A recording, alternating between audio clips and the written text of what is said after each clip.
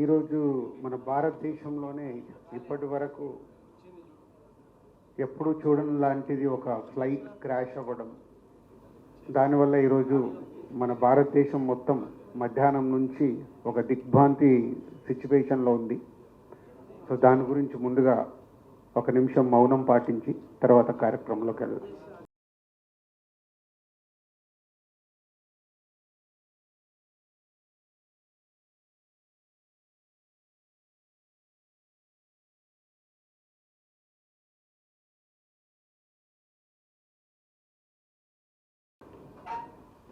So ఈరోజు యాక్చువల్గా ఈ ఈవెంట్, ఈ ప్రెస్ మీట్కి మంత్రివర్యులు కూడా రావాల్సింది ఉంది. పోతే ఆ ఇన్సిడెంట్ వల్ల సో ఈరోజు ఆ ప్రోగ్రామ్ని క్యాన్సిల్ చేసి, సో మీడియా మిత్రుల ద్వారా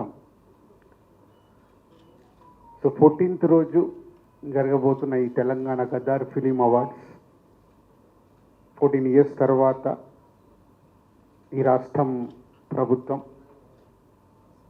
ఈ కార్యక్రమాన్ని పెట్టడం, దాన్ని విజయవంతం చేయాల్సిన రెస్పాన్సిబిలిటీ ఎఫ్డిసితో పాటు film industry and media. So ఆ రోజు కార్యక్రమాన్ని ఐఎన్పిఆర్ ద్వారా ఆల్ ఛానల్స్కి లైవ్ ఇవ్వడం జరుగుతుంది. సో ఐఎన్పిఆర్ ద్వారా మీరు కమ్యూనికేట్ చేసుకొని ఆ ఈవెంట్ని వరల్డ్ వైడ్గా ఉండే తెలుగు ప్రేక్షకులు, అలాగే అదర్ లాంగ్వేజ్లు కూడా ఇప్పుడు పాన్ ఇండియా అయిన తర్వాత మన హీరోల సినిమాలు ప్రపంచవ్యాప్తంగా రిలీజ్ అవుతున్నాయి. కాబట్టి ఈ ఈవెంట్ అందరికీ రీచ్ అయ్యేలాగా మీ వంతుగా లైవ్ ప్రోగ్రామ్ని కండక్ట్ చేయాలని ఎఫ్డిసి ద్వారా కోరుచున్నాం. 6 o'clock ఈవెంట్ షార్ప్గా స్టార్ట్ అవుతుంది.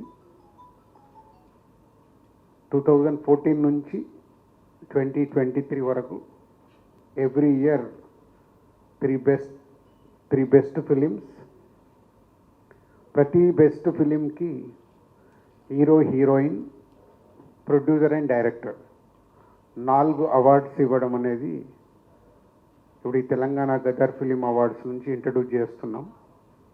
సో అలాగే బెస్ట్ ఫిలింకి, సెకండ్ బెస్ట్ ఫిలింకి, థర్డ్ బెస్ట్ ఫిలింకి అందరికీ అవార్డ్స్ ఉన్నాయి, 4 అలా ఎవ్రీ ఇయర్ 3 ఫిలిమ్స్ టు 2023 వరకు ఎవ్రీ ఇయర్ ఉండే 3 ఫిలిమ్స్కి 4 అవార్డ్స్ ఇవ్వడం జరుగుతుంది.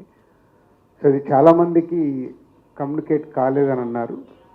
ఇది కూడా మీడియా మిత్రులు ఇది అందరికీ రీచ్ అయ్యేలాగా చేయాలని కోరుకుంటున్నాను. అలాగే 2024లో ఏవైతే అవార్డ్స్ అనౌన్స్ ఉన్నాయో అవన్నీ అందరికీ ఇన్విటేషన్స్ కూడా ఈరోజు రీచ్ అయ్యాయి. సో తెలుగు చలనచిత్రలో ఉండే అందరికీ ఎఫ్డిసి చైర్మన్గా నా విన్నపం, అందరూ పార్టిసిపేషన్ చేసి 14 సంవత్సరాల తర్వాత జరుగుతున్న ఈవెంట్ని సక్సెస్ చేయాల్సిందిగా అందరినీ కోరుకుంటున్నాను. Thank you. For more videos like this, subscribe Big TV channel.